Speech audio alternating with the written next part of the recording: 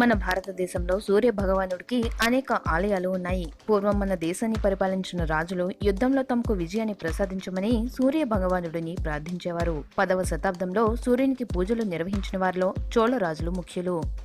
కళోత్తుంగ చోళుడు పాలనలో తమిళనాడులోని తంజావూరు జిల్లా సూర్యనార్ కోవిల్లో సూర్యునికి ప్రత్యేక ఆలయం నిర్మించబడింది.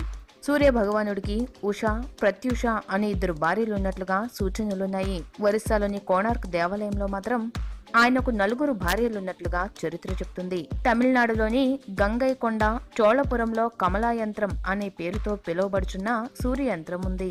అది కమలం మాదిరిగా ఉంటుంది. సూర్యుడు కమలాన్ని పద్మపాణి అయి చేతు ధరించినట్లుగా తెలుస్తుంది. ఒరిస్సాలోని కోణార్క్లో ప్రసిద్ధి చెందిన సూర్య దేవాలయం 10వ శతాబ్దంలో నిర్మించబడింది. తమిళనాడులోని మమల్లాపురం